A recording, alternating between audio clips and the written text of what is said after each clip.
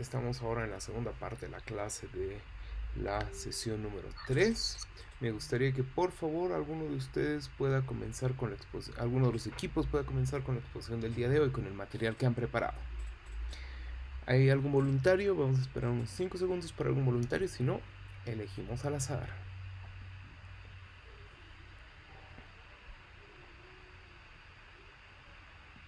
Muy bien, comencemos entonces por favor con el equipo de Katia Belén.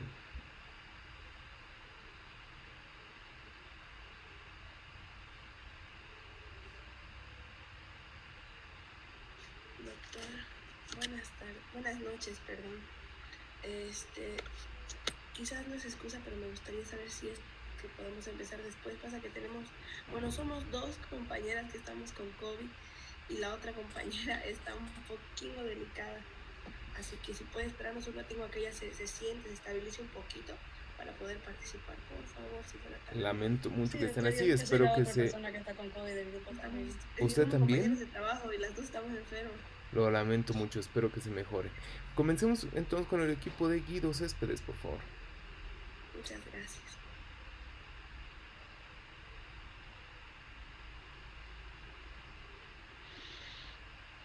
Buenas noches, doctor. La verdad que nos costó bastante trabajo con mi grupo y vamos a por lo menos presentar lo que pudimos trabajar. No sé si los demás colegas del grupo pueden conectar. Sí, buenas noches, doctor. Estamos presentes.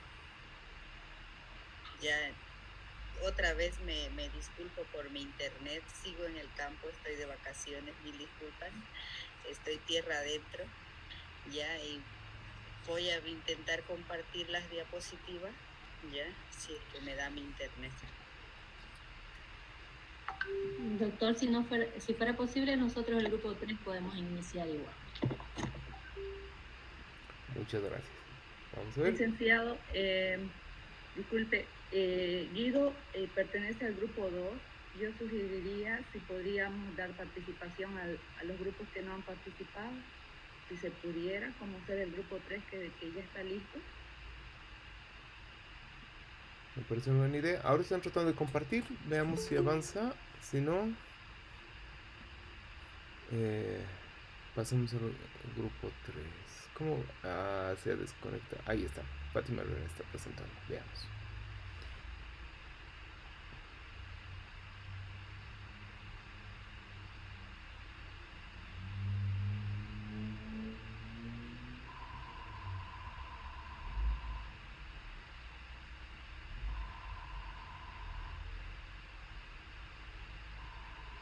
Bien, parece que no carga, entonces no hay ningún problema. Disminuyamos por esa vía el estrés. Comencemos con el grupo 3, entonces, por favor. Gracias de todas maneras. Sí, doctor, un estrés bárbaro. Y eso que está de vacaciones. No puede ser así. Sí, es de que vacaciones, pero en clases. Sí, de vacaciones del trabajo, doctor. Bien, eso. Okay, Pero continuando con la formación, eso es bueno. Muy bien, adelante por favor, equipo 3. Ya, enseguida va a compartir la compañera, por favor, las diapositivas y vamos a iniciar.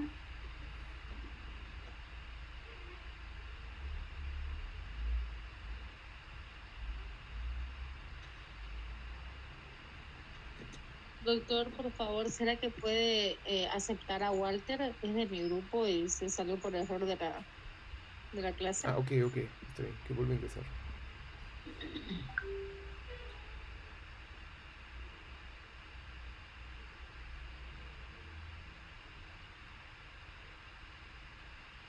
Laurita, ¿usted puede compartirlas?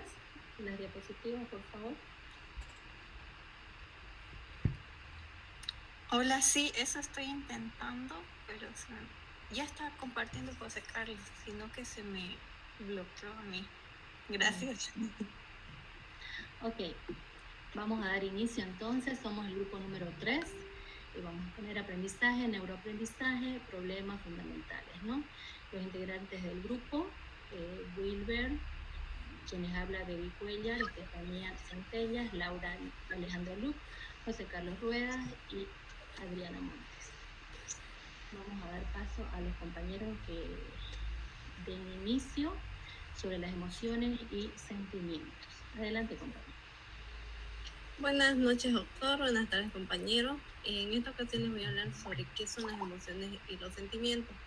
Las emociones son un estado afectivo que experimentamos, una reacción subjetiva al ambiente que viene acompañado de cambios orgánicos, tanto fisiológicos y endocrinos, de origen innato, mientras que los sentimientos emocionales son principalmente lo que nuestro cuerpo hace mientras se manifiesta la emoción, junto con el estado de nuestra mente durante el mismo periodo que estamos pasando esa emoción.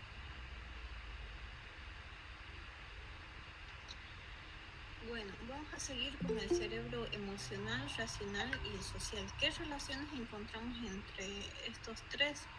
Bueno, hay que recabar que el cerebro emocional surge como un sistema que permite la supervivencia y la adaptación de las especies en el entorno. Y este cerebro emocional se remonta desde el periodo cámbrico, donde se conformaron nuevas células que fueron las neuronas, y a partir de estas se fueron creando estructuras, circuitos nerviosos que poco a poco se han ido encargando de detectar, analizar y procesar los estímulos, o sea, generar una respuesta a estos. Y estas mismas conexiones componen lo que es el cerebro emocional de hoy en día. Muy bien, vamos a continuar con la siguiente pregunta. ¿Cómo se produce el aprendizaje según la neurociencia? En el aprendizaje humano, lo afectivo y lo instrumental preceden, guían, conducen y determinan lo cognitivo, ¿no? Pero en la vida misma, en la realidad, en lo afectivo, en lo cognitivo, determinan lo instrumental. El comportamiento humano está determinado por el pensamiento, por los sentimientos y por las emociones. Pero el aprendizaje óptimo, o sea, por la memoria, por la imaginación, por los pensamientos, la creatividad, está determinado por las actuaciones, las cuales a su vez dependen de las emociones y sentimientos. O sea que sin motivación no hay actuación y sin actuación no hay aprendizaje. Siguiente diapositiva, por favor. Ahí está. Bueno, el ser humano después de tantos siglos de evolución, sigue siendo desconocido el cerebro, ¿no? Sigue siendo para la ciencia humana desconocido. A pesar de tantos avances, todavía nos queda mucho por aprender. Sin embargo, el ser humano aprende mucho más, dice, a través de la experimentación, la emoción, la curiosidad, que por el mero hecho de memorizar. Sea como fuera, emociones, memoria y aprendizaje están estrechamente emparentadas. Su estudio es cosa de la neurociencia. Ahí está la relación. A todo ello debemos sumar la inteligencia, que entendemos como concepto multidimensional. Por eso la exploración, el pensamiento y la expresión de ideas se optimizan en un ambiente de aprendizaje que motiva a los seres humanos. Continúa el siguiente compañero, por favor, sobre el estrés y aprendizaje.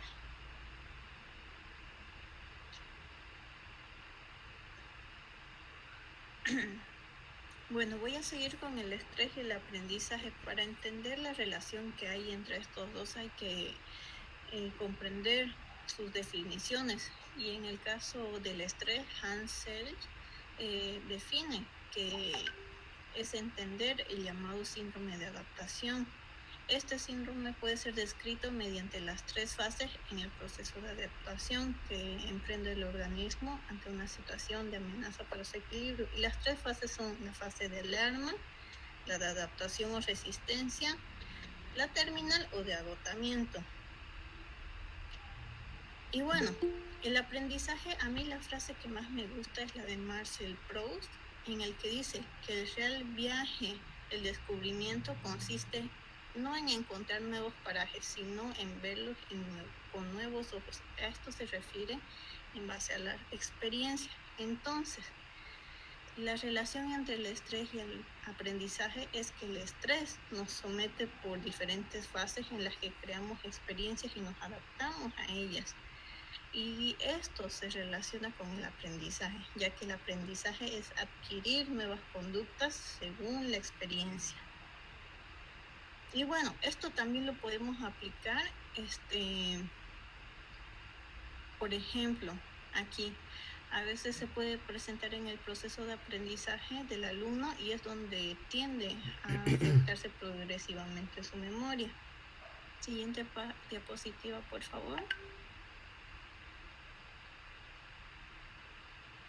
Y bueno, un ambiente educativo estresante se relaciona también con el fracaso escolar, porque debilita el rendimiento de los alumnos, y es por ello que antes de cualquier examen se recomienda realizar un repaso de los contenidos, que el profesor pueda reforzar los conocimientos del niño en la escuela o del joven en la secundaria, sin la necesidad de generar más estrés. En otras palabras, un estudiante estresado contendrá la respiración y modificará la manera en que se centra para adaptarse al estrés, por lo que se considera que en definitiva el estrés afecta al aprendizaje a corto y a largo plazo. Y eso sería todo. Muchísimas gracias por su atención. Bueno, Baby está hablando, pero esta sería nuestra bibliografía en la que nos hemos basado para poder contestar las preguntas. También hemos usado el material de referencia que nos pasó el doctor, bueno, el material de lectura. Y muy agradecidos, muchísimas gracias. Gracias, doctor. Muchísimas gracias a ustedes. Más bien un fuerte aplauso para este equipo. Ha dado una exposición, me parece interesante. He tratado de ampliar con algunas otras citas. Hay que tener cuidado, ¿ya? A veces cuando copian el texto, bien copias del texto, por ejemplo, de literatura obligatoria, si copian el texto tal como está, tienen que poner comillas y la página, ¿ya? Madre mía. Por favor, ¿ya? Siempre tengan cuidado con eso, y si no, reformulen para que sea realmente una paráfrasis, ¿ya? Por favor, a tener cuidado con eso, pero la idea es precisamente eso aquí en las exposiciones, ¿no? Que podamos dar esa retroalimentación y que la siguiente tengan más cuidado. Bien. Preguntas o comentarios por parte de sus compañeros, por favor.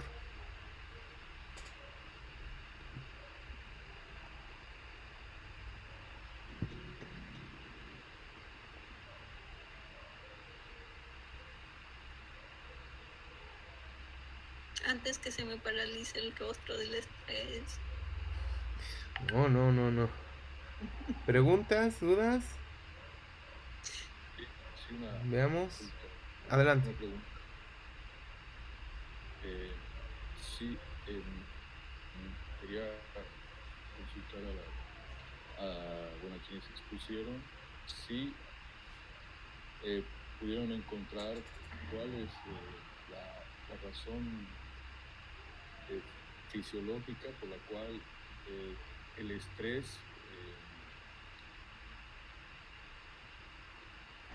es un obstáculo para un normal aprendizaje. Bueno, si nos vamos hacia la fisiología, yo tengo sí conocimientos médicos, yo ciertamente soy veterinaria, pero hay que conocer hay que comprender una diferencia entre el estrés y el diestrés. Por ejemplo, en el caso de los animales y niños, que es lo más similar, el estrés en sí fisiológicamente puede liberar varias hormonas, y eso va a generar también, aparte de que el organismo se está asimilando esa situación, hay niños que suelen explotar porque es tanto la carga hormonal, emocional, y se sienten incapaces de canalizar todas esas emociones, o también los cambios fisiológicos que están viendo. A veces hay un exceso de corticoides, adrenalina, y es por eso que dicen de que la oxitocina es la hormona de la felicidad, y recomiendan a veces que un abrazo produce oxitocina, y eso también lo relaja. De cierto modo, ese sería un ejemplito. Bien, No sé si responde a su pregunta. Muchas bien, gracias. bien. Todos un abrazo a, Sí, a la muchas expositora porque ha gracias. dado Para que una no le dé estrés. respuesta interesante para bajar los niveles de estrés. Bien, bien. ¿Alguna otra pregunta o comentario?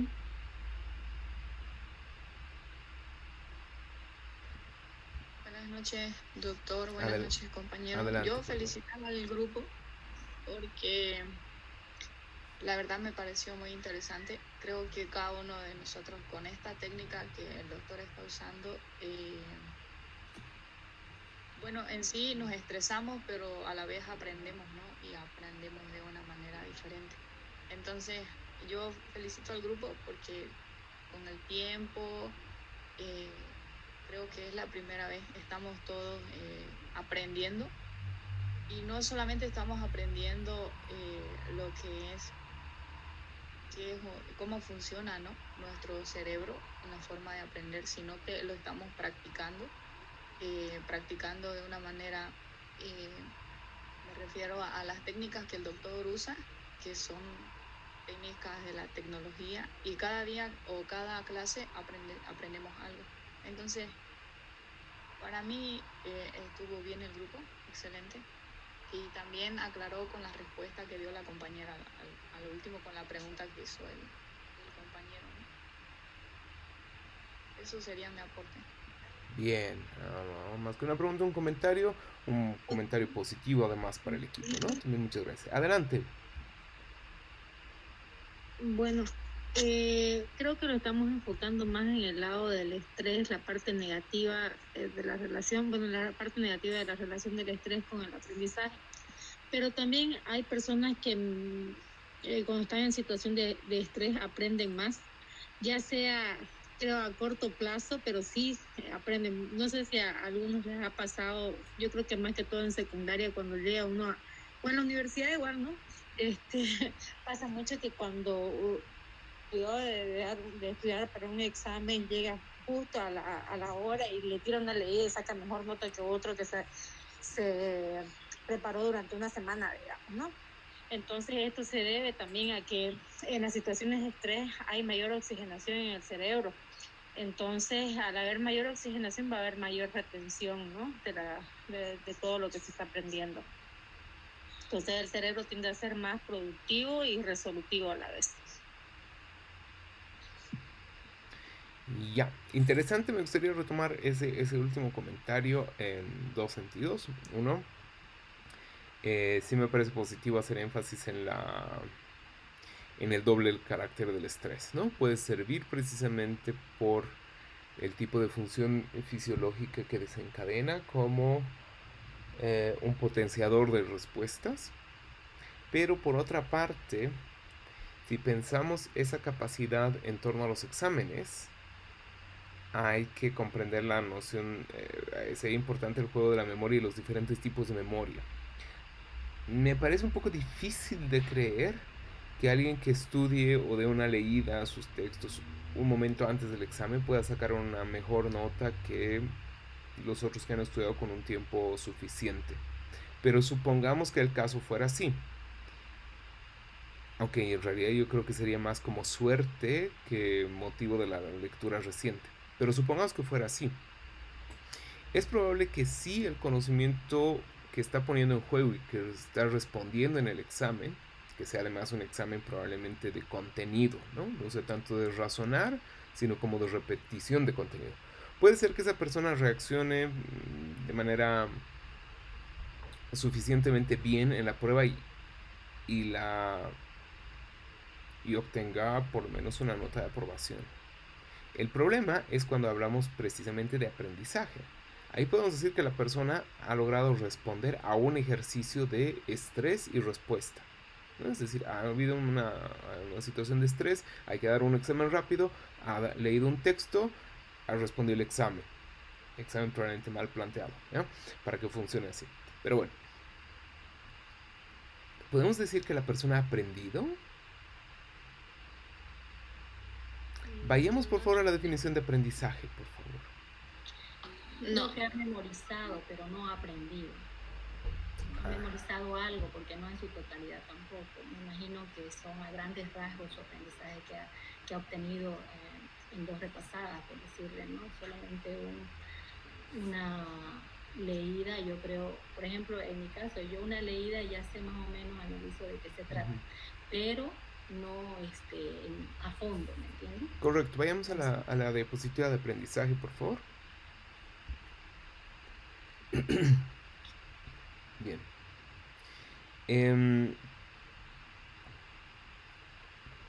Claro, y eso veíamos en la anterior sesión, ¿no? Cuando uno aprende o estudia en el momento y por el lapso de una hora, puede tener, supongamos, un nivel de comprensión más o menos de 100, es decir, de lo que has retenido, sea mucho o poco, eso poco que has retenido, eso que cree haber entendido en esa primera lectura, es de un 100%. Con el paso del tiempo, eso reduce un 20% hasta el día siguiente, ¿verdad? Y lo que tenemos claro es una activación de la memoria a corto plazo. A corto plazo puede recordar probablemente ciertos datos, alguna información, todavía no has razonado, no has asimilado, probablemente le sea difícil utilizar eso aprendido en otros contextos, ¿no? Eso significa que la memoria a mediano y largo plazo todavía no se ha activado. Y si no se ha activado una comprensión de la memoria a largo plazo, difícilmente vamos a estar hablando de aprendizaje. Otro aspecto importante también para el aprendizaje, como ustedes decían, era por una parte la capacidad de retención a largo plazo, pero además la capacidad de utilizar ese aprendizaje en otros contextos, ¿no? Eso se llama aplicación paralela o por analogía. Entonces ahí hay que tener un poquito de cuidado, eso es precisamente lo que ahora estamos viendo y ese va a ser temario de las sesiones siguientes, de las sesiones 4, 5 y 6. Vamos a ver memoria y patologías, ¿no? Pero eso precisamente aquí nos sirve. Entonces la intervención de Vera, muchas gracias, igual pulgar arriba por la participación, pero ahí hay que tener cuidado, ¿ya? Para hablar de aprendizaje, cuando hablamos de aprendizaje no estamos hablando solamente de memorización, sino estamos hablando de un proceso complejo que permite retener por largo tiempo cierto nivel de contenidos, pero que además esos contenidos sirven como base para una experiencia práctica o para la resolución de problemas parecidos, ¿no? No se olviden el ejemplo del chimpancé que teníamos. El chimpancé, siempre se puede poner en discusión qué es lo que ha aprendido el chimpancé y si lo que aprende un chimpancé es igual a lo que aprende un humano, porque él utiliza una vara, utiliza un instrumento, pero luego lo bota. No tiene la noción de instrumento a largo plazo. Entonces hay que tener cuidado. Bien, muy bien. Un fuerte aplauso más al equipo. Creo que nos han dado un panorama interesante y que vale la pena recuperar. Equipo número 7, ¿se encuentra ahí? ¿O equipo número 6?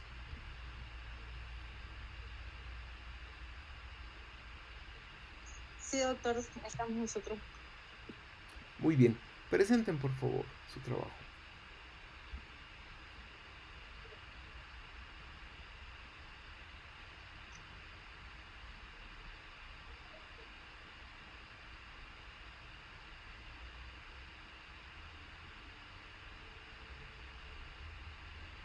Buenas noches.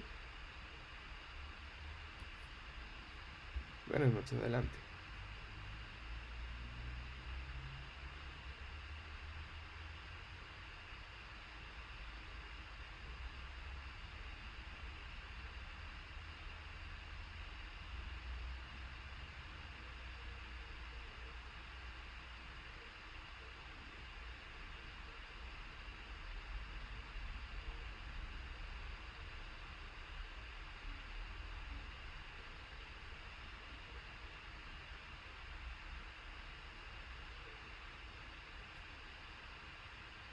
Perdón, disculpe, ¿mi compañero Sergio está por acá? Buenas noches, sí, estoy acá. Voy a comenzar. No sé por qué no me puedo ver en la pantalla, mil disculpas. No sé si es algo de mi computadora o no sé qué pasó. Tal vez de la suya podemos ver las diapositivas ahora. Sí. Está bien, mientras vean las diapositivas puedo ver. Ok. Solo que está en la primera diapositiva.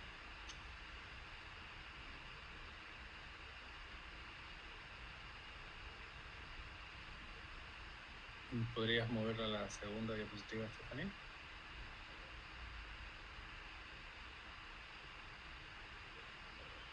Bueno, buenas noches, compañeros, buenas noches, doctor.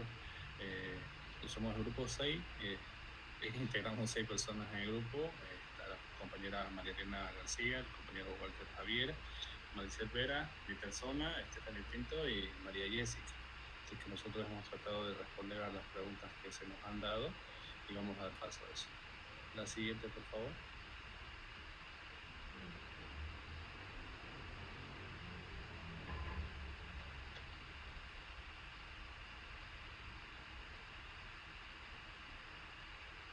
Stephanie, ok, gracias. Bueno, básicamente, ¿qué son las emociones y sentimientos? Como hemos visto a lo largo de toda la clase, las emociones básicamente son, podríamos decir que son percepciones que son acompañadas de ideas y pensamientos. Entonces podemos mencionar también que esas emociones tienen una alteración bien fuerte sobre nuestro estado de ánimo. Entonces se va a tener, y ese estado de ánimo puede ser un estado negativo o un estado positivo. ¿Ok? Y bueno, los sentimientos básicamente principalmente son percepciones de lo que nuestro cuerpo, hace mientras se manifiesta una emoción. Una de las características importantes de las emociones son que es de corta duración, las tenemos desde que nacemos y siempre naturalmente están acompañadas a una acción. O sea, es decir, la tenemos este nacimiento porque todos los seres humanos experimentamos, todos reímos, todos lloramos, todos en algún momento de nuestra vida experimentamos esas sensaciones. O quizás algunos más una cosa que otra, pero al final de cuentas todos pasamos por esas sensaciones, por esas emociones. Estas emociones se ven reflejadas normalmente en nuestro rostro. Los sentimientos, por su lado, tienen una duración, duran más que la emoción, están asociados a un estado mental y aparecen en la medida de que el ser humano va procesando las emociones, por ejemplo, el amor, la felicidad y los sufrimientos. Las emociones se manifiestan, y podemos resultar o citar al filósofo Spinoza, que nos decía que las emociones y sentimientos son la base de la conducción humana. Mi compañero va a explicar la segunda parte de la respuesta, de la segunda pregunta.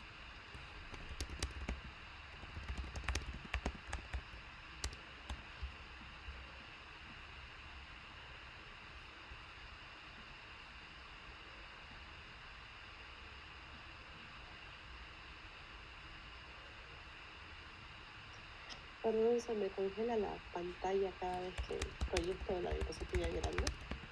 Me disculpa, pero esto es algo de mi internet. Bueno, entonces vamos a ver la evaluación del cerebro emocional, racional y social. Y nos mencionaba que hay un equilibrio en la parte emocional y racional, es decir, que la emoción da forma a la mente racional y la razón se encarga de ajustar e incluso censurar las decisiones emocionales. Algo que estaba leyendo que me llamó mucho la atención es acerca del cerebro social, que nos decía que este se va construyendo a medida de que cuando nacemos se nos inserta a un tipo de círculo social y es ahí donde nosotros vamos aprendiendo cosas mediante la experiencia. ¿Va a continuar nuestro compañero, por favor?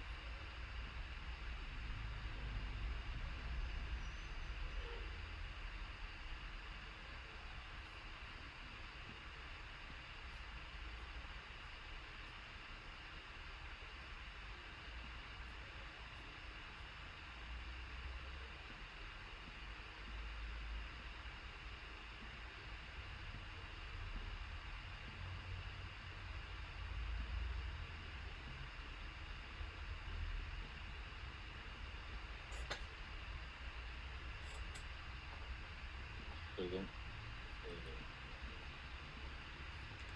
Bien. Aquí permíteme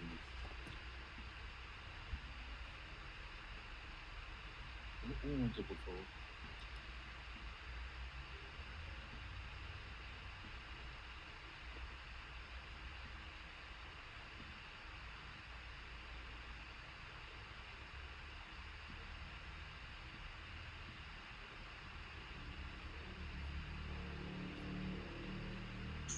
Buenas noches, perdón. ¿Cómo se produce el aprendizaje según la neuroeducación? Una parte clave de la neuroeducación es manejar las emociones para que éstas se beneficien el proceso del aprendizaje. Hay que ser consciente de los sentimientos y aprender a tomar el control de ellos. Como resultado de esto se mejorará el rendimiento académico y tendrá lugar el aprendizaje significativo ligado a las emociones. Como lo dijo o lo explicó el anterior grupo, la emoción da lugar a una reacción y esta reacción da lugar a un proceso de aprendizaje, ¿no?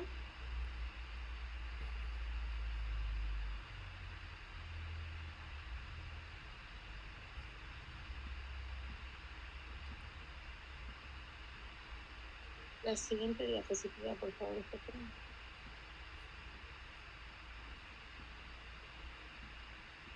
Bien, buenas noches. Ahora, bien, ¿qué relación hay entre el estrés y el aprendizaje? Bien, el estrés tiene un impacto negativo en el proceso de aprendizaje debido a las siguientes razones. Dificulta el uso de la memoria, disminuye la habilidad de tomar una decisión y debilita la capacidad de pensar creativamente. Por lo menos empíricamente, nosotros seguramente podemos coincidir con estas respuestas. Creo que en algún momento hemos experimentado el estrés y el cual ha dificultado, ¿no?, que podamos concentrarnos, ¿no?, y poder aprender. La siguiente, por favor.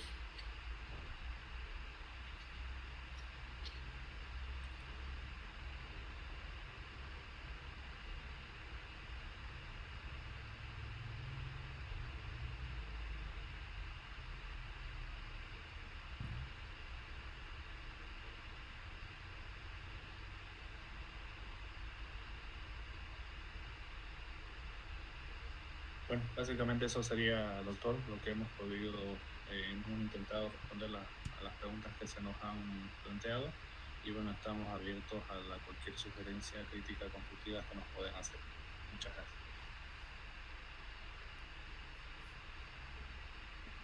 Muy bien, señores y señores, un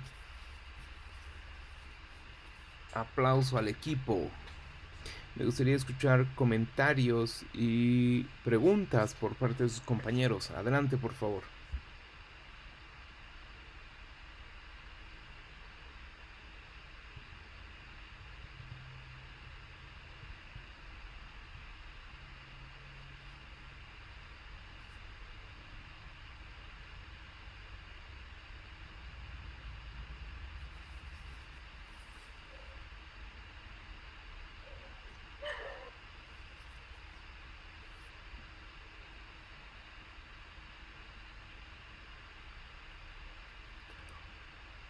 Diego Redondo, ¿qué le ha parecido la exposición?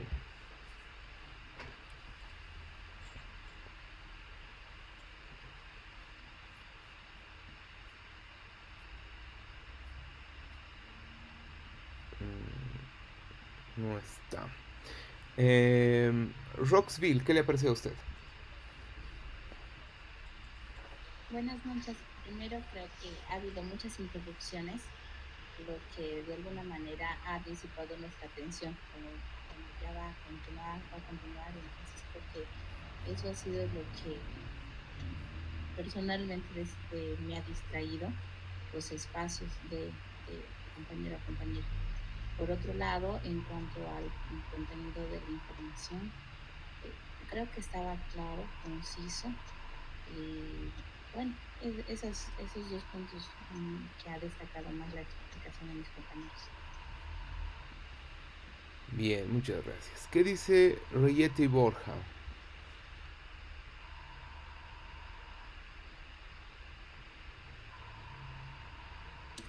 Ahora sí, me escuchan. Buenas noches a todos. Buenas noches, doctor. Buenas noches, compañero. Para mí estuvo excelente porque el tema sabemos que el internet que tenemos aquí en nuestro país es el más bajo, el más pele que diga Canva, el más pele de todo Sudamérica. Ahora, cuando hablamos de los conceptos, todo eso estuvo muy práctico, muy entendible. La verdad que quedó claro, doctor, eso puedo decir. Y las diapositivas simplemente faltaron algunas animaciones más, algo más que sea, digamos, atractivo, ¿no? Pero después, si hablamos de los conceptos, está claro. Estuvo bien, doctor, para mí. Ok. Muchas gracias. Si las diapositivas no se veían algunas letras, ¿no? Hay que tener un poquito de cuidado con eso, ¿no? El material que estén utilizando debe ser legible, tanto por ustedes como para el público. Bien, entonces fuerte aplauso más al equipo, muchas gracias por su participación. Nos vamos a quedar por ahora con estos dos equipos, como les he dicho, es difícil tratar de que participen todos siendo un módulo con tantos participantes. Nos pasaremos toda la clase solamente viendo sus exposiciones, lo que sería muy agradable, pero tal vez también un poquito cansador.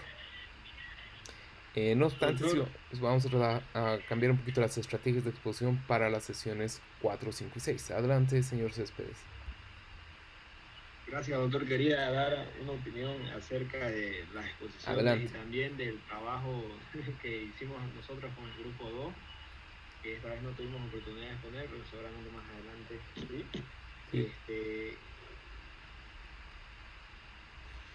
Que así como el cuerpo y la mente están unidos, ¿no es cierto?, por las exposiciones que nos han dado nuestros compañeros, y el procesamiento de las emociones y los sentimientos influyen, o sea, se ven afectados por esta unión y este procesamiento cerebral. También el proceso puede ser a la inversa, ¿no es cierto? Si nosotros estamos tristes, podemos hacer actividad física y eso repercute también en nuestro sistema cerebral. Es decir, así como las emociones, así como el mundo externo nos afecta y procesamos esa información que se traduce en estados de ánimo, también nuestras mismas actividades repercuten en nuestros estados de ánimo. A mí me parece interesante porque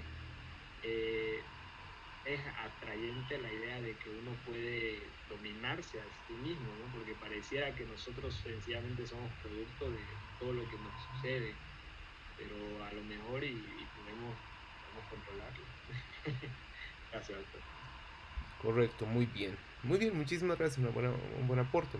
No, es decir, también hay que ver cuáles son los factores y cuáles son las prácticas. Si realmente podemos estar en situaciones de estrés que nos pueden encontrar, también deberíamos ser capaces de poder encontrar las situaciones que sean favorables a las prácticas de estudio, a las prácticas de aprendizaje. No solamente para nosotros como estudiantes de posgrado, sino también en el momento en que nosotros damos clases con otros estudiantes. Muy bien, un fuerte aplauso nuevamente a los equipos. Ha sido un trabajo interesante. Doctor, quería hacer una consulta, va a disculpar. Adelante. Lo que pasa es que yo no estuve en el anterior clase, no estuve. Por ende, hoy hace el grupo 11. Quería hacer, digamos, pero estaba viendo que si podía, la diapositiva que hice acerca de la situación, ¿podía subirla? ¿Puedo subirla? Puede subirlas luego. Bien, muy bien. Pasemos entonces ahora al segundo momento dentro del desarrollo de la clase, que es un poquito fuerte, y es la exposición que he preparado, ¿no? Para repasar un poquito los términos que hemos estado viendo y para avanzar el contenido discutido y así tratar de consolidarlo. Déjenme presentar una pantalla y me confirman si es que se ve suficientemente bien, ¿no? Si es legible el material. ¿Se lee? Sí, doctor. Sí. Hasta el final, ¿verdad? Incluyendo las letras pequeñas. Sí. Perfecto. Lo pongo así porque cuando pongo pantalla completa pierdo la visibilidad, ¿no? Entonces prefiero mantenerme de esta manera. Bien. Entonces me avisan si se ve con claridad o no. Un poquito sería un poquito más de tamaño, porque estoy en la computadora y es muy chiquitito. Ya, me avisan. Igual yo no, muy bien no lo veo.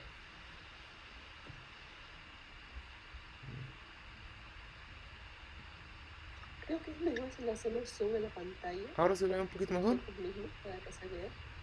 Sí, porque así se ve, porque el cuadro es chiquito. Sí, ¿y ahora? Pero si le hacemos zoom se ve bien. ¿Ahora qué tal se ve?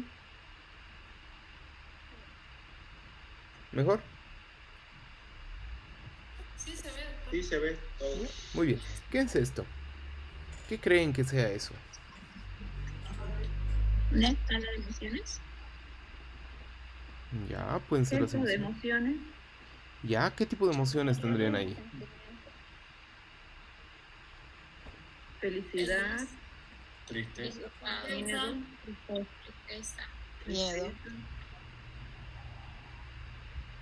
Bien. angustia, Ujú, Sorpresa. perfecto. Vamos a tratar de ver qué es esta imagen. La vamos a ver un poco más adelante nuevamente. Y ahí vamos a tratar de entender cuál es el papel. Pueden ser, sí, estos niveles como de diferentes emociones, pero hay algo más arriba, además de las caritas. ¿Qué más hay? una escala del 0 al 10 con colores. Es como una regla que mide, o sea, de la emoción. Puede ser. Para medir el nivel. o el nivel de felicidad y tristeza. También podría ser. Vamos a ver, vamos a tratar de descubrir en el desarrollo de esta exposición a ver qué es.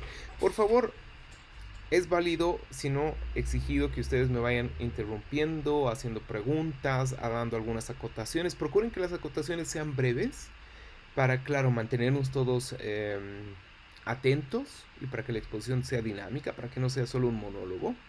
Pero eviten que sea muy larga también su intervención para que no perdamos el hilo. ¿Está bien? Entonces pueden participar cuando gusten, no es necesario que levanten la mano o algo así, directamente pueden abrir el micrófono y decir, me gustaría acotar esto o quisiera preguntar esto o no recuerdo. O cuando haga preguntas igual traten de responder de manera rápida para evitar que solo sea un monólogo, ¿ya? Y reitero, tampoco que sus intervenciones sean muy largas para que no perdamos el hilo. ¿Bien? Muy bien, entonces estirémonos un poquito, todos, ¿ya? Estiren los brazos, realmente es importante para mí eso en este momento. La espalda, el cuello, muy bien. Pueden estirar sus brazos si quieren detrás de la espalda.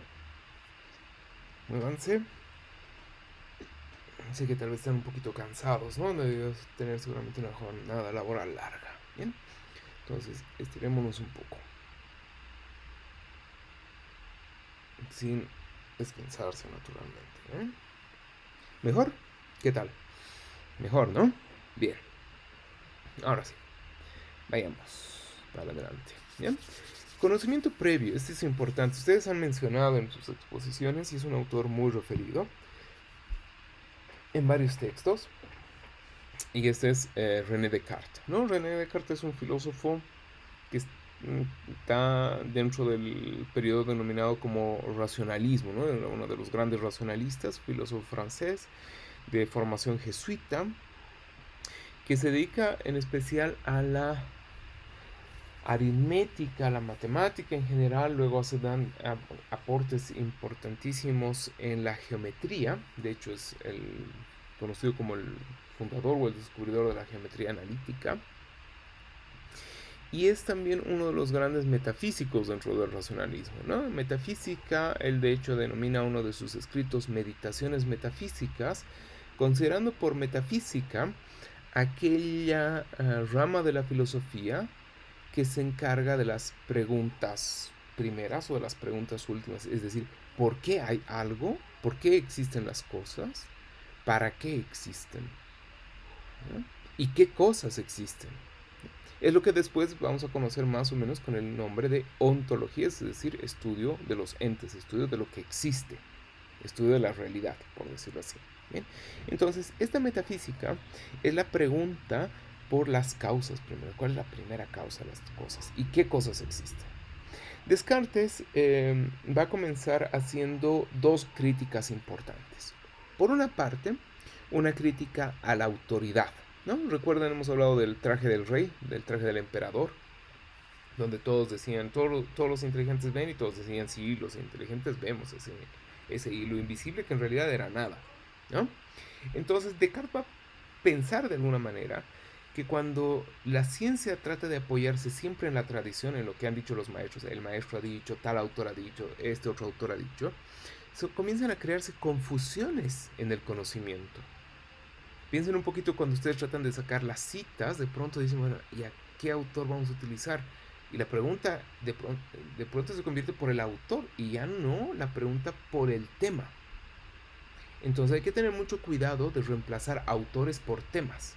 Y ahí Descartes va a decir, debemos rechazar el poder de la autoridad y de la tradición para buscar conocimientos verdaderos. Y él dice, ¿cuáles serán los conocimientos verdaderos? Aparte de los de la tradición, aparte de los libros. Ese otro conjunto de conocimientos tienen que ser, por ejemplo, las sensaciones, ¿no? Cuando vemos o tocamos algo decimos, esto es real. No obstante, Descartes va a decir, ese conocimiento de lo sensible tampoco parece ser tan fiable. Por ejemplo, cuando vemos una casa a lo lejos, ¿de qué tamaño vemos la casa? La vemos pequeña. O cuando vemos a las personas en nuestro celular, las vemos también pequeñas, miniaturizadas. Pero nosotros sabemos que esas personas no son así de pequeñas, no es que entran en el celular, sino que son mucho más grandes. Entonces ahí Descartes dice, ahí hay que tener cuidado, los sentidos nos engañan. Tampoco podemos fiarnos de los sentidos, ni en la autoridad ni en los sentidos. Entonces, ¿en qué nos fiamos? En la razón. Es ahí donde va a venir esta frase muy conocida de pienso, luego existo, ¿no? Descartes va a decir, somos nuestro cuerpo, parece que no somos nuestro cuerpo porque nuestro cuerpo cambia mucho, lo que sí se mantiene es esa idea o ese pensamiento de nosotros. Aquí viene un problema importante con Descartes, porque él va a hacer esta separación entre mente y cuerpo. Él va a decir, la mente se mantiene siendo siempre la misma, como cuando vemos una foto de nosotros de niños y decimos, este soy yo, ¿no? Si le dijéramos a un extraterrestre, este soy yo, el que tengo en la foto, de pronto el extraterrestre podría decirnos, ¿no? En un experimento mental, ¿cómo puede ser que tú seas pequeño y con pañal y al mismo tiempo el que me está hablando? ¿No? El cuerpo sufre transformaciones y la mente no. Ese es uno de los problemas que se inicia con Descartes y ese es el problema del dualismo. ¿Cuál es la relación entre la mente y el cuerpo?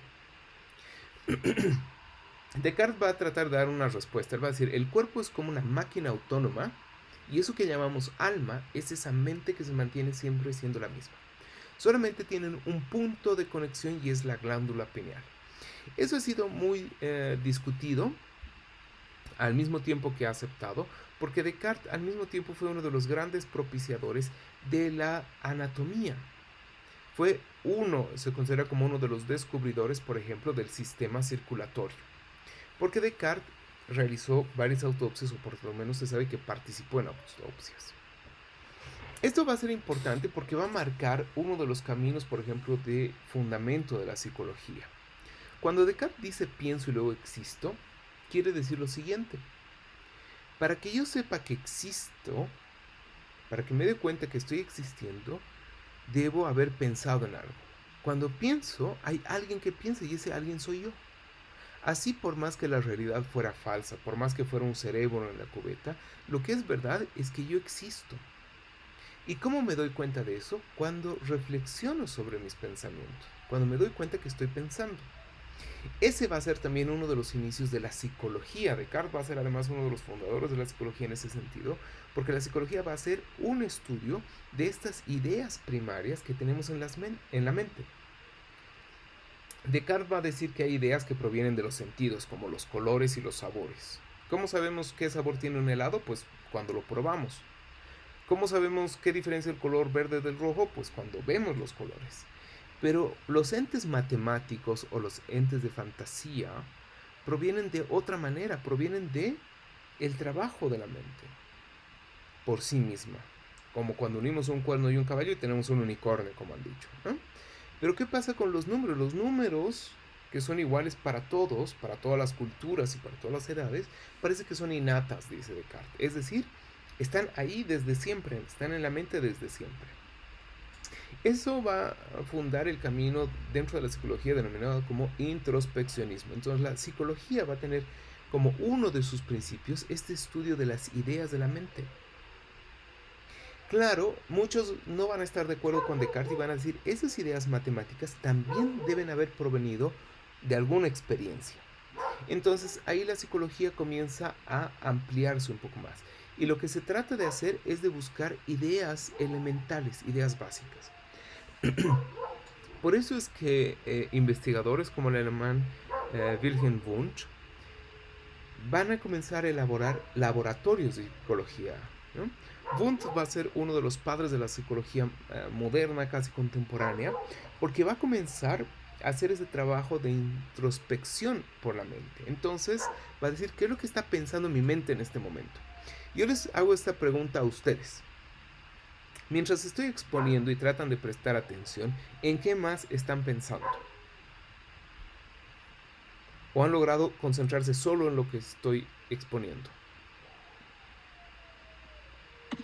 Estaba ladrando. El cafecito que no estamos tomando. Confirmo. Por ejemplo. El perrito que quiso exponer también. Yo estoy pensando en dormir. Correcto.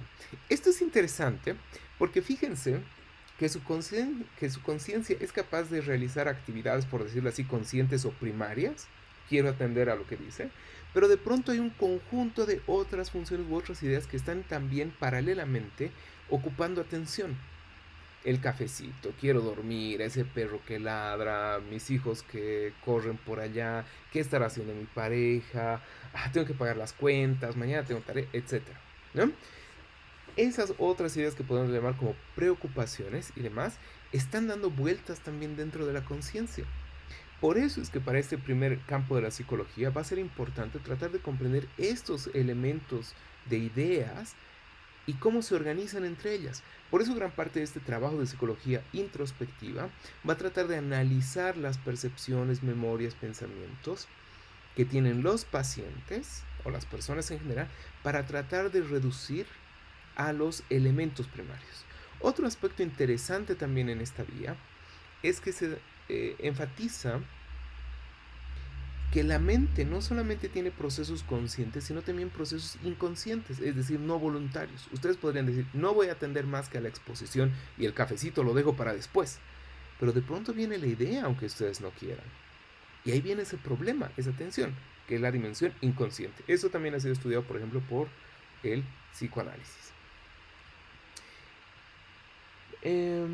Entonces tenemos aquí esta tendencia importante de la mente entre lo consciente y lo inconsciente. Y es ahí donde se va a comenzar, por ejemplo, a tratar de hacer ejercicios de atención, concentración y demás. Y el aprendizaje más óptimo serán los momentos más altos de atención, por ejemplo. Será un intento de lucha contra el inconsciente. Esa es una manera, por ejemplo, de criticar a Descartes. Descartes pensaba que teníamos ideas conscientes todo el momento. En cambio, estos otros autores le dicen, no, tenemos ideas inconscientes muy complejas que están yendo y viniendo y no podemos deshacernos de ellas. Luego se funda otra vía en la psicología que critica toda esta primera tradición, y eso viene por la vía de Watson. Watson dice, cito, ha llegado el tiempo en que la psicología debe salirse de toda referencia a la conciencia y no necesita engañarse a sí misma haciendo de los estados mentales objetos de la observación. La introspección, esa reflexión, no puede formar parte del método de la psicología. Esto va a ser interesante porque esta otra vía va a ser considerada como el conductismo. El conductismo va a decir, si queremos estudiar la mente, si es que algo así existe, no podemos estudiarla por reflexión, tenemos que estudiarla por gestos, por conductas. ¿Qué pasa, por ejemplo, cuando yo simplemente apago la cámara que tengo acá? O cuando ustedes apagan la cámara, por ejemplo, durante clases. Lo que hacen es cortar toda la comunicación expresiva de la corporalidad. Y el proceso de enseñanza y aprendizaje se ve perjudicado de manera fuerte porque ya no sé cómo están reaccionando ustedes. No puedo percatarme por sus gestos si están prestando atención, si están con preguntas, si están entusiasmados, si están atendiendo o no. Y lo mismo va a decir esta vertiente psicológica. La mente probablemente ni siquiera existe. Lo que existe son las conductas. Y lo que importa son las conductas visibles, los gestos, los actos. Y eso es medible. Vean que ahí, por lo tanto, se salen por completo de la línea de Descartes y tratan de fundamentar y de crear una nueva vertiente psicológica, la del estudio de lo visible y de los actos visibles. Como si fuera una ciencia de la naturaleza. Lo que se ve, se anota. Esto va a ser interesante porque va a comenzar a dar paso a la corriente. Estas van a ser las bases de esta neurociencia.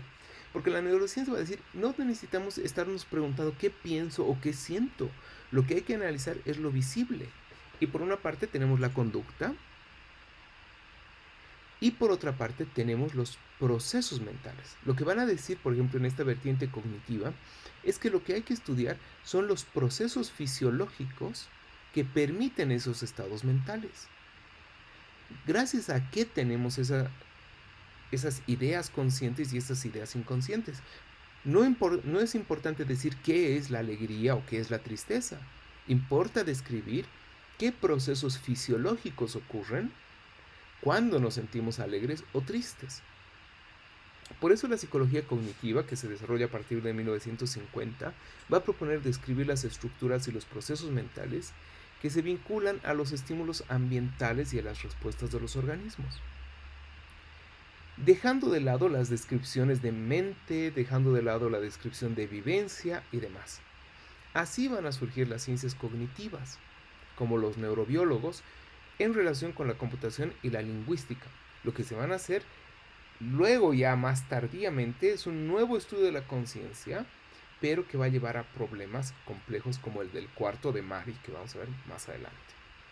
Queda entonces claro, teníamos esta vertiente introspectiva en la psicología, que decía hay que reflexionar sobre cómo pensamos, y luego esta otra que dice no hay que investigar la mente ni lo que pensamos, sino solamente la conducta y lo externo. ¿Se entiende eso? Bien. En esta segunda vía hay unos radicales que dicen la mente no interesa. No hay que estarse preguntando qué es lo que uno siente cuando aprende. Hay que preguntarse cómo funciona el cerebro. Por eso es que vienen estos libros con esos títulos, ¿cómo aprende el cerebro? Porque lo que interesa entonces saber es qué parte del cerebro funciona cuando tenemos un estado mental. ¿Sí? Pongámoslo así. La mente sería como el movimiento del auto y el cerebro sería el motor del auto. Para estos neuropsicólogos o estos neurobiólogos, lo importante es saber cómo funciona el auto, el motor del auto. Eso es lo que importa, ver los pistones, cómo entra la gasolina y demás, y no hay que preguntarnos cómo se siente la velocidad, eso no importa. Lo importante es ver el funcionamiento del motor.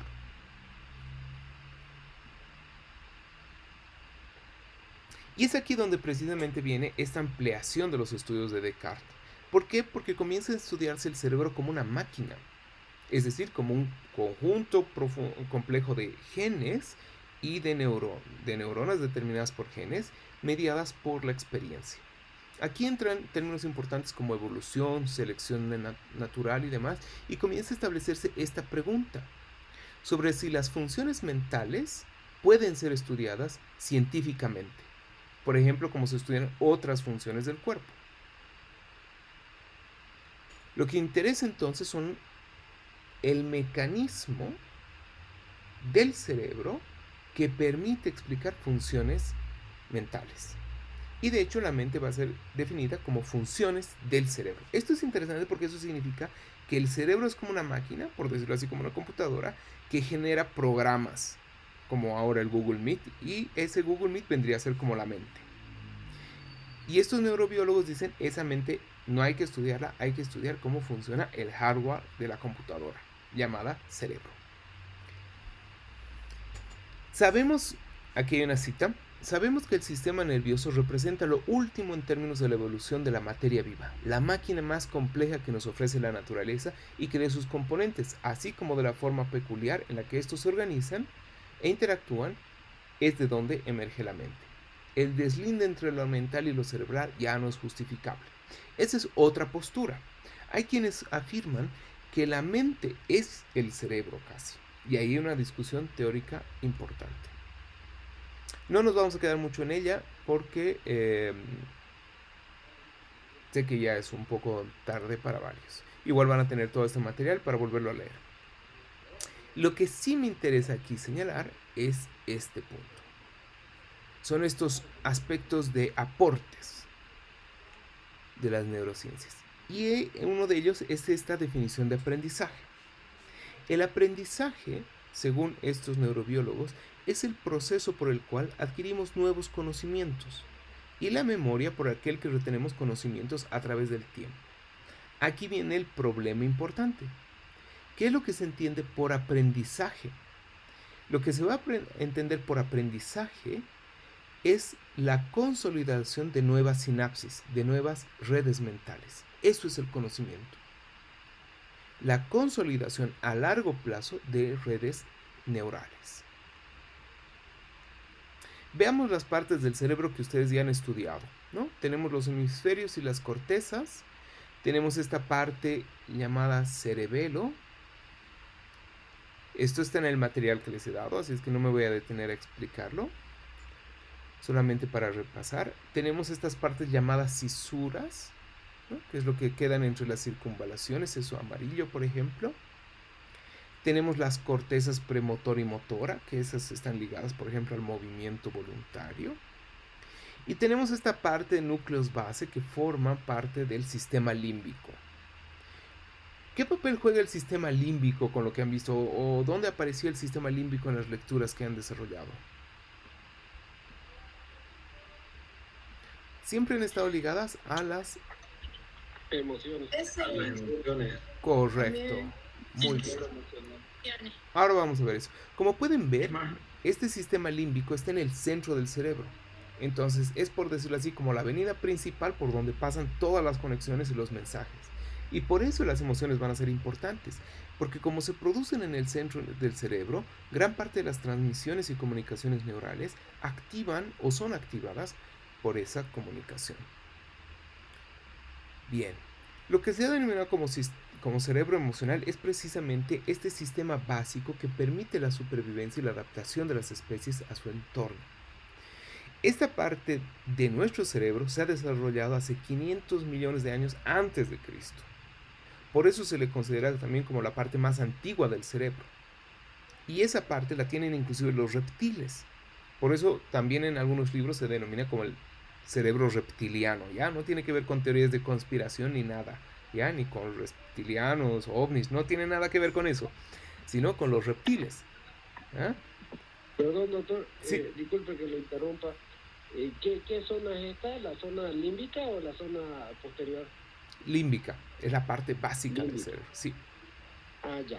Bien, Gracias. por eso la función de estas neuronas va a ser mantener el control y funcionamiento del cuerpo y la conducta del organismo en vista a la supervivencia. La función de esa parte del cerebro es mantenernos vivos. Esa es la función. Y para mantenernos vivos, ¿qué cosas necesitamos, señoras y señores? Memoria. Ya. ¿Qué más? Agua, oxígeno. Sentido de supervivencia. Ya. ¿Qué más? Además de agua, necesitamos. Oxígeno. Correcto. Comer. Aire. Saber si estamos parados o echados, si nos movemos o estamos quietos. Necesitamos saber con quién reproducirnos o no. También, ¿no? Porque eso es parte de la supervivencia de la especie.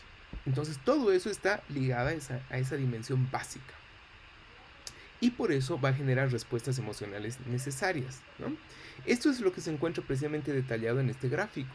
Eso que se llama como cerebro emocional es la zona subcortical y cortical. La amígdala, el hipocampo, el hipotálamo y el tálamo forman parte de este núcleo básico, que como ven está en el centro de nuestro cráneo casi, en un poquito más arriba.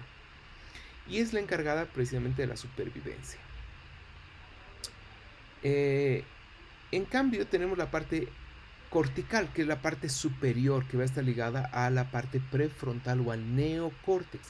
Se llama neocórtex, el prefijo neo nos lo dice, que es la parte nueva, la más reciente, la que más tardíamente se ha formado, y es la parte que permite frenar las emociones. Ya les decía, ¿no? Por ejemplo, cuando nos sentimos celosos, se activa la parte de la amígdala, ¿no? Porque es el sentido de posesión, alimentación, pareja y demás, se activa. Pero de pronto el neocórtex debe madurar y debe frenar esas conexiones y decir, bueno, momento, actúa racionalmente, hay otros peces en el mar, por decirlo así. ¿Bien? tu supervivencia no depende solo de eso. Y aquí vemos precisamente esta parte prefrontal. Son las partes B, C y D que están enmarcadas por la parte A. ¿Se notan? Bien, y eso corresponde aquí a la parte de la frente, por ejemplo. Tenemos además acá las relaciones entre las diferentes áreas de la corteza, ¿no? Tenemos la ruta alta, que corresponde a toda la parte del neocórtex y la parte cortical, y tenemos la ruta baja, que corresponde más bien a las dimensiones de la parte subcortical y la parte del sistema límbico del cerebro. Por abajo tenemos los estímulos y las emociones, las respuestas emocionales, mediadas por el tálamo y la amígdala, que pasan luego también la información a la parte del neocórtex o a la parte prefrontal. Y esto es lo que nos permite mediar nuestras respuestas emocionales con el entorno. Esa es la parte que necesita siempre la socialización con otros medios, con otras personas en nuestro entorno. Esta parte del neocórtex o la parte prefrontal es lo que se denomina como cerebro racional, porque es la parte analítica que nos permite meditar y tomar mejores decisiones o discriminar decisiones, pero también es parte de la del llamado cerebro social. ¿Por qué? Porque en esta parte se desarrollan gran parte de las actividades como hábitos, modales, sistemas de comunicación. Bien, entonces esas son las tres fases. De esa manera respondemos a las preguntas que teníamos. Vean la diferencia de respuesta entre estos dos niveles. La parte más primitiva, por decirlo así, del cerebro tiene una velocidad de respuesta. Aquí estamos en la ruta alta, en el neocórtex. Tenemos una respuesta de 500 milisegundos. Es así como respondemos. Pregunta y respuesta, como cuando les hago una pregunta y les pregunto, ¿están atendiendo? Y ustedes me responden. Sí. Ya, ok, sí, ¿no? Así muriendo un poco, pero responden. Y eso es un proceso así de 500 milisegundos. Es una capacidad de pensamiento de 4 a 7 datos por segundo. Esa es la respuesta que tienen ahora en el nivel del neocórtex, en la parte prefrontal, ¿no? Que nos permite controlar las emociones. ¿Cuánta será la velocidad, creen ustedes, de la parte subcortical, de la parte primitiva? ¿Y cuánta será la capacidad de procesamiento? Un par de ideas. Mucho. Ya, vamos a ver. La velocidad de respuesta es 125 milisegundos, casi 4 veces más rápida que la parte racional, ¿no? Las respuestas primitivas son mucho más rápidas, por lo tanto 4 veces más rápidas. Y la capacidad de procesamiento ya no son de 4 a 7 datos por segundo, sino 200 trillones de datos por segundo. ¿Eso es por la defensa, doctor? O sea, tiene que ser más rápido. Por la defensa, por cómo estamos parados, para saber si estamos vivos o muertos. Respuestas hormonales, doctor, ¿no? Por ejemplo, están ligadas también a esto. Neurotransmisores más que saber si tenemos hambre o no, correcto. Todo eso, todo el flujo es por neurotransmisor, ¿no? Cuando nos quemamos la mano, primero levantamos y gritamos y algo así. Y luego recién pensó, no debería haber gritado así, haber gritado de un modo inconveniente o donde no debía, ¿no?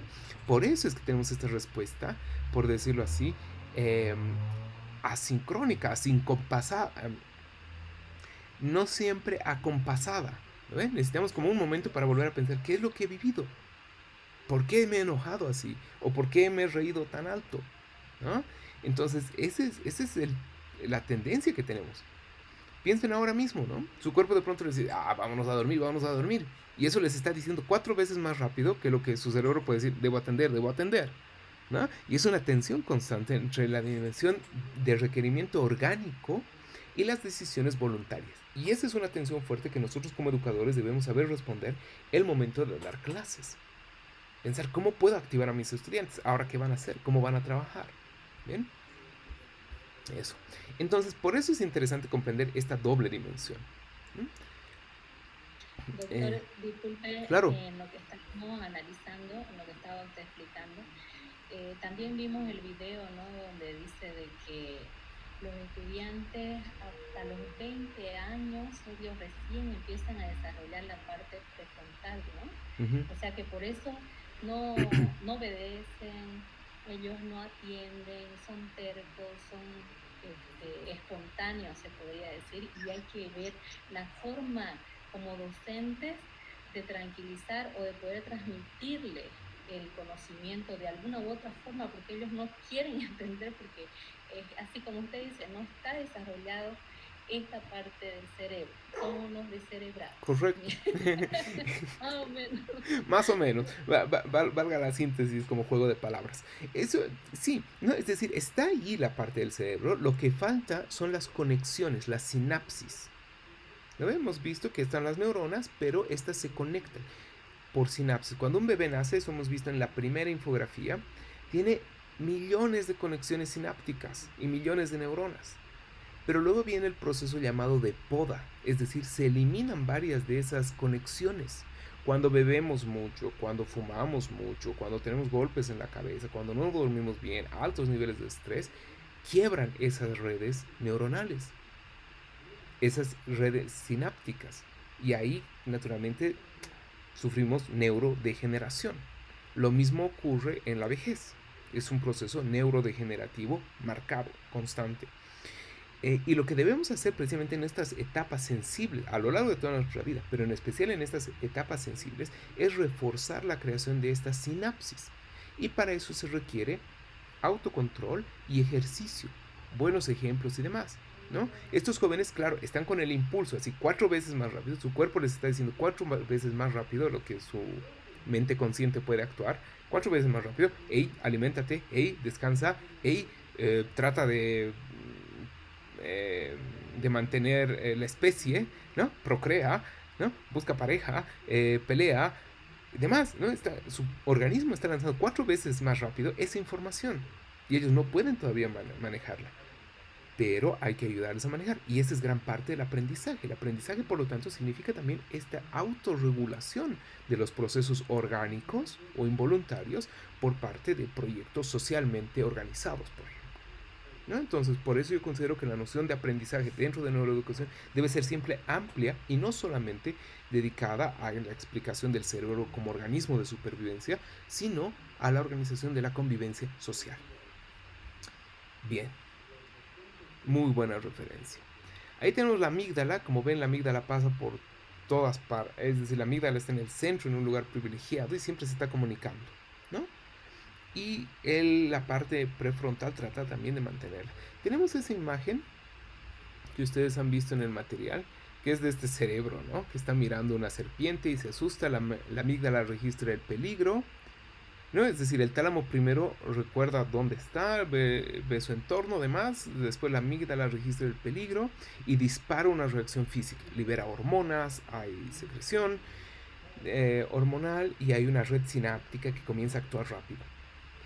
Lo cuarto que viene es una imagen clara de la serpiente enviada a la corteza del cerebro para que se dé la respuesta rápida, para que uno se quede quieto o comience a moverse para escapar o ataque, ¿no? Este es el proceso.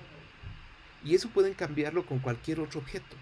Entonces lo que hay que intentar es siempre mantener un nivel de alerta que no sea negativo en las clases. Y eso significa también un nivel de participación importante. Vamos a volver a esa imagen varias veces. Bajo esa imagen básica podemos ver los siguientes puntos. Por ejemplo, ¿qué es lo que propone Antonio Damasio, ¿no? En la lectura que ustedes tenían, Antonio Damasio habla inclusive de un proto-sí, ¿no? Hay un sí mismo que es proto, dice, hay un proto-sí mismo. Esa es la conciencia de uno, eso es lo que nos da esa parte primitiva del cerebro, esa parte reptiliana o ese cerebro antiguo o esa zona límbica. Nos da la noción de que estamos ahí y existimos, de que estamos en un espacio, de que hay un entorno. Y eso es lo básico. Lo interesante, y esta va a ser la noción de aprendizaje casi, y es que el cerebro dice él, levanta mapas del mundo a su alrededor, así como de sus propias actividades. Por ejemplo, registramos dónde están nuestras manos. Por ejemplo, si les pido que ahora muevan sus manos delante de la pantalla, ustedes están concentrados en sus manos y saben dónde están y sus dedos, ¿verdad? Si les pido ahora que se rasquen detrás de la rodilla, ¿qué pasa? Háganlo. Rásquense detrás de la rodilla. Ya. De pronto, una parte que no estaba siendo percibida conscientemente por su cerebro se hace visible. Visible entre comillas, ¿verdad? Ustedes dicen, ajá, ahí está la parte de atrás de mi rodilla, ¿no? ¿Qué pasa si ahora les pido que por favor se acaricien con cariño el cuello, la parte de atrás, y se den un pequeño masaje? ¿Ah? ¿Qué es lo que pasa? De pronto dicen, ahí estoy yo, ¿ah? Ahí están los trapecios, está mi cuello, está la base craneal. Ajá, ¿qué ha pasado? Ustedes no prestaban atención a esa parte del cerebro, perdón, a esa parte del cuerpo. Pero la zona límbica igual lo registra como existente. Ustedes no han tenido que buscar detrás, no han tenido que pararse y buscar detrás de su rodilla o un espejo para ver dónde está su cuello. Todo eso se llama autopercepción y esa es la parte básica de la que habla Antonio Damasio como ese protosimismo. Ahí sabemos que estamos. Y eso es interesante porque significa que tenemos un mapa espacial del cuerpo. A eso le llaman esquema corporal, a veces imagen corporal, etc. Hay diferentes nomenclaturas. Pero lo básico es que nuestro cerebro registraría un mapa de dónde estamos nosotros y la distancia que tenemos con el entorno. Por eso es que no nos andamos chocando con las cosas, sino sabemos qué espacio necesitamos. Estos mapas, dice él, son como imágenes, ¿ya? Pero aquí imagen, vean que está entre comillas, él dice imagen entre comillas, no es visual, sino a cualquier procedencia sensorial. Las sensaciones son, entre comillas, imágenes, ¿no? Nos dan un mapa de nuestro entorno. Y él dice lo que nos interesa es saber cómo el cerebro crea conciencia. Bien. Para eso va a explicar estos sistemas diferentes de organización de la mente. Lo importante en este pasaje es que el cerebro va a buscar siempre una organización homeostática. ¿Qué significa homeostasis? Homeostasis significa encontrar un equilibrio orgánico para la supervivencia. Y ese equilibrio es del organismo con el entorno. Damasio va a decir que la cultura, es decir, educación, aprendizaje, artes. Piensen, ¿qué les gusta a ustedes? Teatro, películas, música. ¿Qué les gusta del arte? Bailar.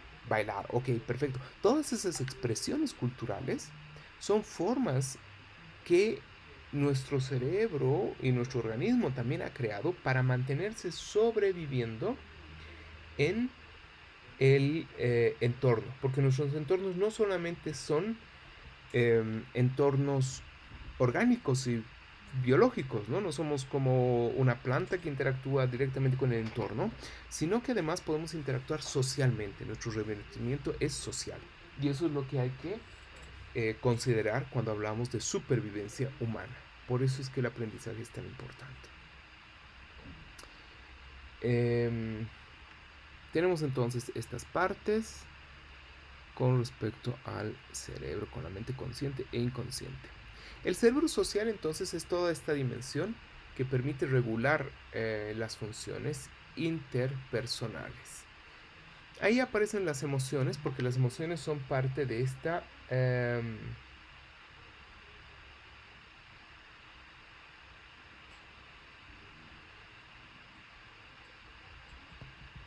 ¿Qué serían las emociones entonces, doctor? Ahora sí les digo. Las emociones, hay diferentes definiciones de emoción. La emoción de manera básica se la considera así como un movimiento. Eso es, de ahí viene la palabra emoción, de moverse. Bien, ahí tenemos diferentes definiciones, por ejemplo, mecanismos neuronales que controlan el aprendizaje, el movimiento y demás, el papel relevante de una comunicación de intenciones, respuestas fisiológicas. Las emociones, esta es una definición interesante, son mecanismos que utiliza el cerebro para actuar bajo una situación. Ahí habría que preguntarse si es el cerebro o la persona. Lo que queda claro, y a mí me parece interesante la definición más bien de Antonio Damasio, es que las emociones son, él va a decir, marcadores somáticos. ¿Qué significa eso? Las emociones son respuestas adjuntas a las sensaciones, algunas sensaciones, no necesariamente a todos hay una gran discusión, pero sí las emociones por lo menos evidentes son valoraciones de la percepción o valoraciones de las sensaciones, valoraciones como agradable o desagradable. Por eso es que las emociones básicas tienen que ver con miedo, asco, alegría y sorpresa. ¿Por qué? Porque son niveles de aceptación o rechazo de una sensación dada. Esas serían las emociones. En cambio, los sentimientos vendrían a ser ya la dimensión más compleja de las emociones o de la conciencia de las emociones. Por ejemplo, me doy cuenta que me produce molestia, me siento irritado, cuando la persona que come a mi lado hace bulla al comer. La emoción que tengo es de molestia por el sonido que hace la otra persona al comer. Pero tengo un sentimiento al respecto porque esa emoción la convierto en una reflexión. Puedo reflexionar sobre la emoción. Entonces, esa reflexión sobre la emoción ya convierte la emoción casi orgánica en un sentimiento. Y por lo tanto en una emoción social, si quieren, o socialmente mediada. Porque está mediada por mi historia, por mi cultura, por lo que es aceptable o no, ¿no? Ustedes habrán podido ver, por ejemplo, en telenovelas de otras culturas, ¿no? Coreanas o árabes y no sé qué. Ustedes han podido notar seguramente, o si han tenido más bien mejor suerte y han podido viajar a otros países con culturas diferentes, habrán podido notar que la manera de valorar las emociones es diferente, ¿no? Gran parte de los asiáticos, por ejemplo, por lo general tratan de ser muy calmados y muy controladores de sus emociones. En cambio, encontramos como culturas como la latina o la árabe que explotan en emociones. Y esa explosión de emoción está también socialmente aceptada. Entonces ahí tenemos esta mediación entre emoción y sentimiento. Bien, hay un proceso de desarrollo que podemos ver ahora acá y que tiene que ver con esta capacidad precisamente de mediar las emociones y saberlas controlar. Bien. Ahora, aquí viene uno de los problemas y es el que veíamos con el experimento de la habitación de Mary, o de la habitación de María o el cuarto de María, ¿no? Era una científica que estudió el color rojo en un mundo en blanco y negro. Ella sabía la composición química del color rojo, sabía las frecuencias de luz que tendrían que ser utilizadas para que exista el color rojo, podría definirla literalmente, pero nunca había visto el color rojo. ¿Podemos decir que Mary o María conocía el color rojo? No. Ahí viene una discusión importante. Sí. No lo había experimentado. Ajá. Conocía, pero no lo experimentaba. En práctica no hay conocimiento. Es justamente lo que estaba tratando de decir usted. Podemos tener un montón de teoría, pero si no la ponemos en la práctica, ¿cómo sabemos que es cierto? Es lo mismo que estaba hablando la compañera que estábamos hablando, cómo aprendemos, cómo sabemos que ese aprendizaje no va a servir para el futuro si no lo hemos experimentado. Sí lo estamos leyendo, pero no lo estamos experimentando. En este caso, Mari tenía todos los conocimientos teóricos, pero ella no conocía el color rojo, porque todo lo veía en blanco y negro, ¿no? Claro, es como decir que es frío y que es caliente, ¿no? No es Claro, pero sí hizo nuevos mapas mentales, sí hizo sinapsis. Entonces, sí formula, o sea, sí hay conocimiento, sí hay aprendizaje. Ahora que esté mal o bien, o esté impracticable, no sé, pero a mí me parece que quizás sí.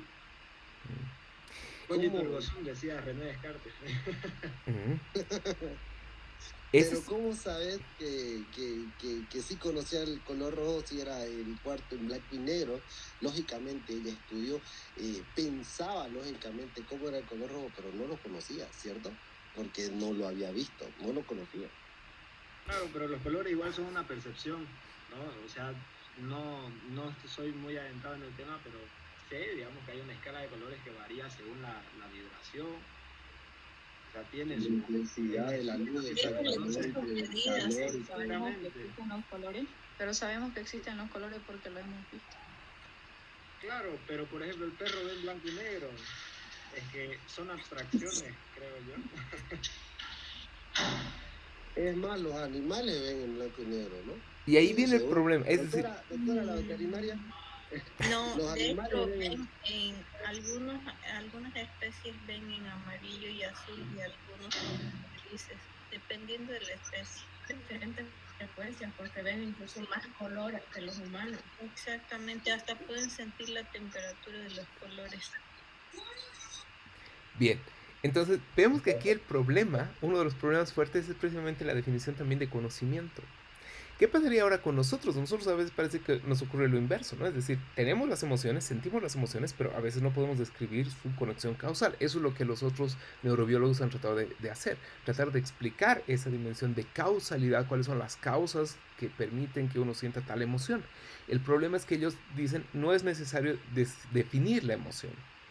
En aprendizaje parece, sin embargo, que ahí hay un límite, necesitamos saber de qué estamos tratando, ¿no? Entonces, ahí hay una tensión importante sobre si estas definiciones de emoción son suficientes o no. Es decir, cuando decimos emoción, amor es igual que segregar cierta hormona en el hígado, y eso ocurre también cuando comemos chocolate, debería ser un argumento fuerte para ya no aventurarnos en relaciones amorosas y solamente comer chocolate y sentirnos enamorados todo el tiempo.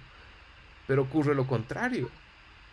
Más bien nos involucramos muchas veces con diferentes personas en diferentes tiempos, etcétera, algunos al mismo tiempo, etcétera. No vamos a entrar en eso ahora, pero ese nivel de la experiencia es todavía importante y muy complejo. Como pueden ver, entonces es un terreno de discusión abierto. Ese podría ser un interesante trabajo de tesis, doctoral inclusive. Bien, entonces aquí encontramos, en este otro texto encontramos la definición también de emociones según Antonio Damasio. Esto es lo que ustedes igual ya han leído previamente, ¿no? Con respecto a las emociones y al estrés, y eso ya lo habían mencionado igual varios de sus compañeros, ¿no? Tenemos diferentes niveles de estrés. Uno de esos niveles es el de alarma, el otro es de resistencia y adaptación, y el tercero es de agotamiento. Cuando hay un estresor, puede funcionar positivo o negativamente. Pero cuando la respuesta no es suficiente y uno no puede adaptarse a la situación de estrés, se genera frustración y ansiedad. Y eso genera una crisis. Es ahí donde entramos ya no en un estrés positivo, sino en distrés. Y eso agota al paciente o al sujeto y ya no le permite rendir positivamente. Entonces, ese nivel de distrés es el que hay que tratar de evitar, por ejemplo, en clases, ¿no? Y eso se evita cuando ustedes cambian de actividad. Hace rato han participado y han hablado todos muy activamente sobre los colores, y eso naturalmente ha cambiado el ritmo de la clase, y eso les ayuda a ustedes a estar nuevamente atentos. Bien. De esta manera entonces podemos entender las emociones como estos marcadores somáticos, es decir, asignan valoraciones afectivas a las sensaciones del entorno.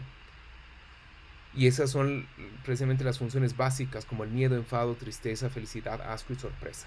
Y tenemos luego otras emociones de fondo que son entusiasmo, desaliento, los denominados estados de ánimo, que tienen un perfil temporal un poquito más amplio. Y luego tenemos las emociones sociales que ya son más complejas, compasión, vergüenza, lástima, culpa y demás.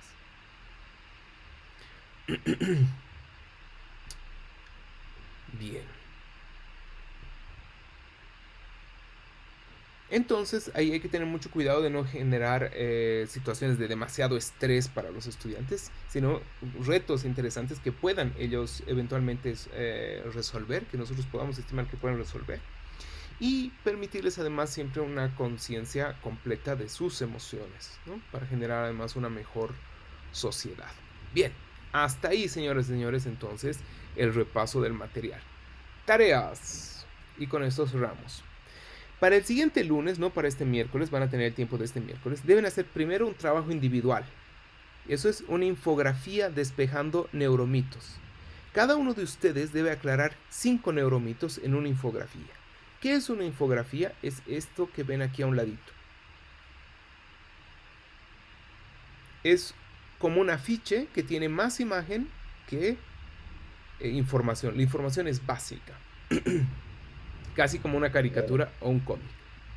Cada uno debe hacer 5 de estos. Les voy a pasar esto para que ustedes luego lean con calma. Ahí les doy URLs de páginas que pueden consultar para ver los neuromitos. 2. Cada persona, que es lo que hemos venido haciendo, responde a estas preguntas con el material que les voy a pasar en la carpeta de lecturas obligatorias. ¿Cómo funciona la memoria?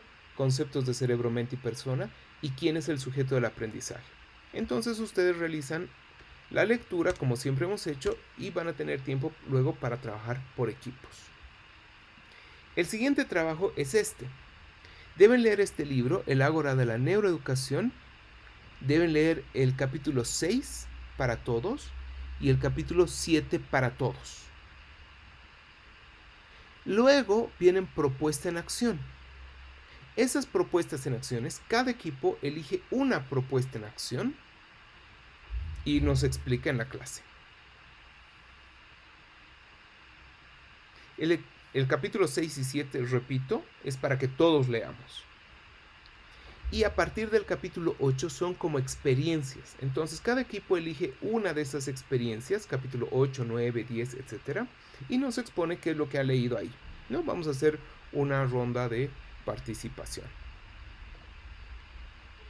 Luego todos deben leer el texto de Thomas Fuchs. Solo leerlo, no tienen que hacer presentación, nada, solo leerlo. ¿Por qué? Porque esto nos va a servir para los capítulos, para las sesiones 4, 5 y 6.